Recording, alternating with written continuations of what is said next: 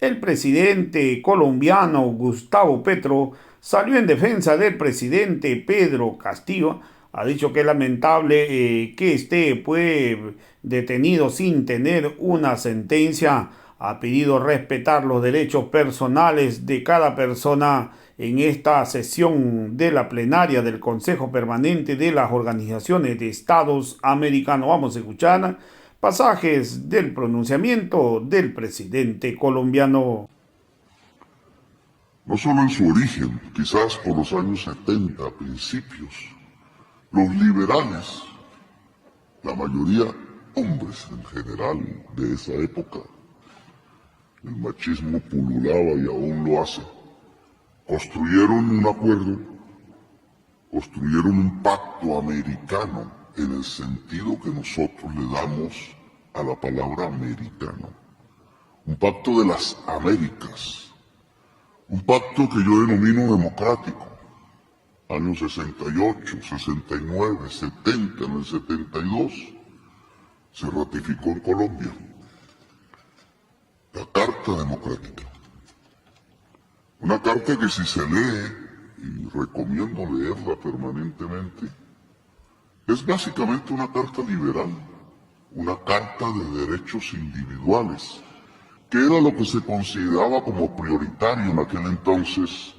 Creían en aquel entonces que así se le respondía a la revolución socialista cubana. Paradoja de la historia, se construyó aquella carta que hoy es la base del sistema interamericano de derechos humanos, al cual, fuera de mi pueblo, debo mi presidencia, porque alguien se sentó aquí a nombre de mi país unos años después que me quitó como funcionario administrativo, no judicial, mis derechos políticos casi que de por vida, un fascista, y destruyó incluso la posibilidad del recambio político de Colombia. No lo pudo hacer por una decisión, un fallo, una sentencia que decía ningún funcionario administrativo, solo uno que sea juez penal puede, y a través de la sentencia, quitarle los derechos políticos a algún ciudadano o alguna ciudadana de las Américas. Eso precisamente decía el Pacto Democrático, la Carta. Lo que todos los estados aquí presentes ratificamos en años diferentes y que hace parte, en el caso colombiano, de nuestra Constitución y la de muchos de ustedes. La Carta Constitutiva de un proyecto democrático para Colombia, para Perú, para Venezuela, para el Uruguay, para cualquiera de nuestros países, el proyecto democrático para las Américas. ¿Qué le pasó a esa carta? ¿Qué le pasó a ese esfuerzo liberal en el sentido más amplio de la palabra? A ese esfuerzo de todos los países de nuestro continente por encontrar una senda democrática en nuestro desarrollo. No pasaron casi 2 años, 3, y fue ensangrentada. Fue en Chile ensangrentada la carta. Fue silenciada, dejó literalmente de existir en la historia latinoamericana. 2 caminos se abrieron casi que de inmediato, que no fueron los de los derechos liberales, que no fue exactamente el proyecto democrático, el camino que se asumió en el cono sur de las dictaduras militares, el camino de la tortura, de la desaparición, de la destrucción, del aniquilamiento del ser humano, de la posibilidad pública, el camino que destruyó y cerró de un portazo con tanques y con cañonazos y con bombardeos y con cárceles y barrotes y con sangre y con torturas. El proyecto democrático que se creían los liberales se podía impulsar en todas las Américas. Y por el otro lado respondimos también, y yo personalmente, con la insurgencia armada, con las guerras revolucionarias, con las revoluciones Nicaragua, El Salvador, Colombia, Honduras y otros países. Nos abrimos a 30 años que yo diría de soledad. 30 años de soledad que dejaron millones de exiliados en Europa, en Estados Unidos, en los rincones de la tierra. 30 años de soledad que nos separaron como pueblos hermanos, que nos dejaron heridas y cicatrices que aún incluso, por lo menos en Colombia, no se borran, que nos llevaron a las armas y a la violencia, desde el Estado o contra el Estado, que nos llevaron a sociedades del miedo, del pánico, del terror, de lo que pasaría a las 4 o 5 de la mañana si se oía un camión en la puerta, que nos llevaron a pensar que la democracia era una simple ilusión, que ese proyecto y esa carta que la mayoría de los latinoamericanos no leímos sino hasta ahora, no existía, que no había una posibilidad democrática para la América Latina, que nuestro destino era confrontarnos, incluso con las armas, como se enfrentan hoy muchos pueblos en otras partes del mundo. Y pasaron esos 30 años de soledad. Y apareció una primavera como siempre después de las tormentas. Flores aquí, flores allá, decisiones populares, equivocaciones, búsquedas, la libertad renaciendo entre las grietas. La libertad y la democracia.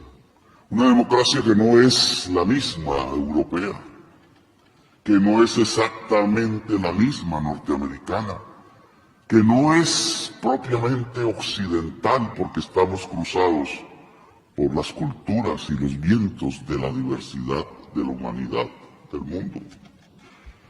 Porque somos eso, una riqueza diversa, donde se nos cruzan entre los apellidos, presidente, y sobre todo entre las sangres, los diversos rincones del planeta, en este rincón también del planeta que llamamos las Américas.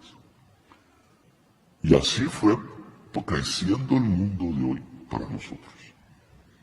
Después de dictaduras y después de guerras, construyéndose a partir de la palabra paz, de la palabra justicia social y de la palabra democracia. Y la Cartica de los años 70 revivió. Y nosotros ahora, en los cargos que tenemos desde nuestros pueblos, podemos o volverla a romper o fortalecerla. La Carta Democrática, la de los derechos individuales liberales, sí, que habla de libre expresión, que habla del voto secreto, que habla de los derechos políticos, pero también la podemos enriquecer y se los propongo. Este mundo de hoy no es exclusivamente de derechos liberales. El esfuerzo constitucional colombiano y muchísimos otros latinoamericanos busca la ampliación de los derechos más allá del límite del individuo sin desconocerlos.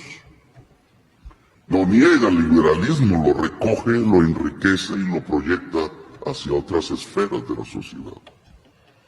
Ahora hablamos del derecho a la mujer, del derecho de la igualdad de la mujer, de las mujeres en plural, de igualdad de género.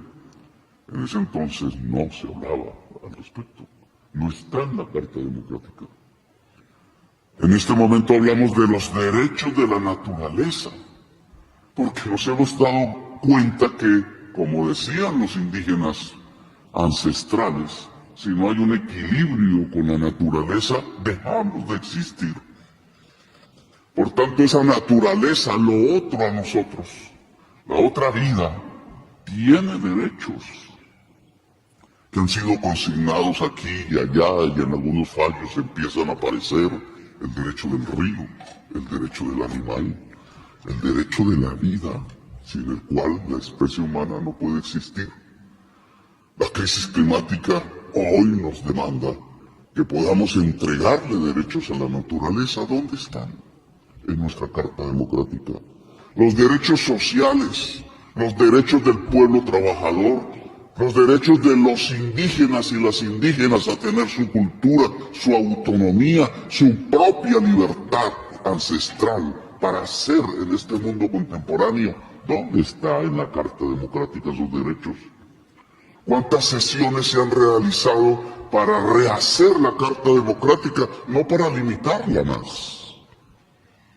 Porque en mi opinión el proyecto de la democracia en las Américas no es para recortar la Carta de los años 70, es para ampliarla hacia los derechos contemporáneos que algunos técnicos hoy llaman de cuarta generación, hacia una democracia más viva, más rica, que no se encuentra ya en la Europa occidental o en los Estados Unidos del Norte, que es una lucha de toda la humanidad por traerla como una democracia muchísimo más profunda que la antigua democracia representativa y liberal, sin negarla. América Latina puede ser el vocero mundial de ese nuevo proyecto democrático, indudablemente revolucionario cuando hoy nos quieren inundar en los tiempos de la extinción de la humanidad en años de guerra, en años de sangre, en años de pobreza, en años de hambre, en años de enfermedad, en años de crisis, como decían en Davos, la policrisis, que es la crisis de la existencia de la civilización humana, cuando empieza a percibir que los tiempos de la extinción están a la vuelta de la esquina, si caminamos a ciegas hacia allá. Yo les propongo rehacer la Carta Democrática. Y en el camino de rehacer la Carta Democrática, arreglar nuestras cuentas. Indudablemente no solo yo fui víctima de una ruptura de esa carta cuando se me quitaron mis derechos políticos, que recuperé gracias a una sentencia. Por eso creo en ese sistema, entre otras cosas. No, han sido miles y miles de latinoamericanos y latinoamericanas. Y la crítica no es hacia un lado sin mirar el otro lado, polarizándonos y destruyendo el mismo contenido, lo que significa un pacto democrático. Claro que sí me interesa, y lo estoy luchando, que Venezuela reingrese al sistema interamericano de derechos humanos. Claro que deberíamos conversarlo con Cuba, que nunca estuvo. Se construyó incluso contra los proyectos que se construían en la sociedad cubana. Pero no miramos Perú, entonces. No hay allí un presidente preso sin sentencia judicial, sin sus derechos políticos, es decir, en contravía de la Carta Democrática. Nuestros sistemas jurídicos, no solo los de nuestros, los de allí, los de los vecinos, aún no están recortados de tal manera o construidos de tal manera que contradicen la Carta Democrática. Que se pueden echar presidentes electos porque sí, porque no tienen la mayoría en el Congreso, cuando son electos por el pueblo. Dice la Carta Democrática que solo una sentencia judicial de juez penal quita derechos políticos. Entonces, ¿por qué le están quitando derechos políticos al pueblo? Si no hay sentencia judicial. No lo vemos, no lo vimos en Honduras, no lo vimos en el Paraguay, no lo vimos en Brasil, no lo estamos viendo ahora en Perú. No podría suceder en Colombia o en otro país cualquiera de los que aquí presentes. No estamos vulnerando el pacto democrático de las Américas. En lugar de ir hacia una carta más amplia de derechos, de profundización de la democracia, hacia un proyecto democrático que haga de América Latina el gran faro mundial de la razón y de la libertad. No estamos yendo hacia atrás, hacia retraernos en la historia para que de nuevo los tanques disparen y las cárceles se llenen y las gentes humildes caigan ensangrentadas en las calles simplemente por pedir el derecho a existir y el derecho a tener derechos. Yo invito a la reflexión. No invito a que nos confrontemos aquí, sino más bien a que nos reencontremos aquí, en el camino democrático. Porque si nos juntamos, si juntamos y articulamos las posibilidades económicas de la nueva economía que es absolutamente imprescindible construir en el corto plazo, la economía descarbonizada, cantante hacia la vida, usadora intensamente de las energías limpias y renovables, y de lo que América Latina podría ser, que al juntar naturaleza, minerales, viento, sol y agua, podría encontrar el camino de su propia industrialización y por tanto de su propia prosperidad. Si eso es así desde el terreno económico, ¿cómo seríamos si nos articuláramos a un profundo proyecto democrático del que tenemos en la realidad unos primeros peldaños dados, como el que se expresa en la vieja Carta Democrática Liberal, si la profundizáramos, si la democracia fuera el proyecto profundo de la América Latina? Juntar eso del mundo político con ese mundo económico que se abre, yo creo que nos abre el gran sendero del que hablaba Allende, entre otras cosas.